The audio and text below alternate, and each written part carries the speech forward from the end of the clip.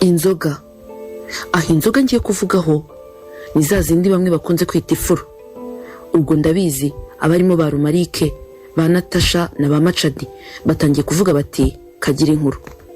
Inzoga burya ni kimwe mu bintu ushobora kwifashisha ikagufasha mu buzima bwawe bwa buri munsi mu byo ukorera mu rugo.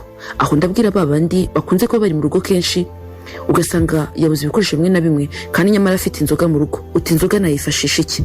Uyu ni umunota w'ubwenge. Reka duhere ku bantu bafite umusatsi. Wari uzi ko niba ufite umusatsi ucikagurika ikintu wakwifashisha cya mbere ni inzoga. Ufata umusatsi ugasukamo inzoga iyi ngiyi y'ifuro ukabireka ikirirwamo umunsi wose, nubwo rwose mu musatsi wawe hakirwa hanuka. Nyuma ukaza gukaraba. Ubikoze buri munsi umusatsi wawe wakomera. Aho wari uzi ko mu mavuta amwe n'amwe nka jojoba, amande, citron ndetse n'andi akenshi bakunze kwifashisha inzoga bayakora kugira ngo imisatsi irusheho kuba myiza. Reka twikomereze n'ikindi wakoresha inzoga mu gihe uri mu rugo. Burya inzoga ni ikintu cyiza ushobora kwifashisha mu gihe uri guteka ibiryo bimwe na bimwe. Aho turavuga nk'inyama, cyane cyane izi zo kotswa, inkoko ndetse n'isosi. Inzoga rero burya iyo uyifashishije uteka ngo bitanga isosi iryoshye cyane ndetse n'inyama zumutse ndetse binagabanya n'amavuta barimo, bityo bigatuma inyama ziryoha. Wari uzi ko mu gihe ufite nka serviette, ishati yawe utwahanaguza ku meza ndetse n'ibindi hagiye hibitashe ukabona byanze kuvaho mu gihe ukoresheje isabune ndetse na shampoo, icyo wakoresha ari inzoga. Ufata inzoga ugashyiraho hahandi hari igitashe, warangiza ugatereka ukigendera. Ubundi nyuma ukaza kuza kwinika ya serviette yawe cyangwa se wa mwenda wawe wagiye igitashe.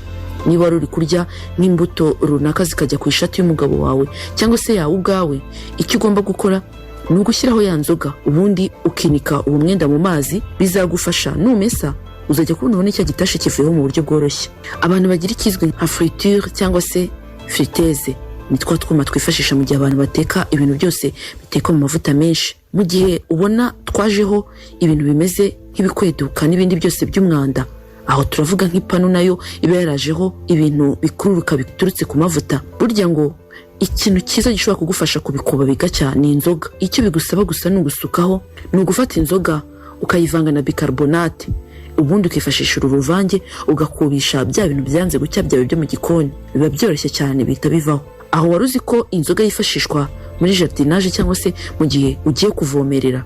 Uti bise birashoboka. Yego, inzoga ibamo za seliminiro n'izindi ntungamubiri zigiye zitandukanye zifasha ibinyobwa. Mu gihe benshi bazi ko inzoga ntacyo zimaze zishobora no kwica ibimera, ariko siko bimeze burya. Inzoga ishobora gusimbura amazi kugira ngo uvomerere ibiri mu murima wawe, ndetse ishobora kuvamo yewe n'ifumbire nziza cyane ku batari babizi. Mu gihe rero kandi ufite za biju, ni ukuvuga imirimbo y'ubwiza, amaherena, impeta, imikufi ndetse n'ibindi byanze gucya, burya ngo ufashe ikirahure kimwe ugasukamo ya nzoga y'urufuro warangiza ukabishyiramo ukigendera, nyuma y'isaha imwe ubikuramo bishashagirana bikeye. Aho ntiwaba ufite inzoga mu rugo ukaba ufite kimwe muri ibi bibazo tumaze kukubwira inzoga zishobora gukemura? Tangira aka kanya.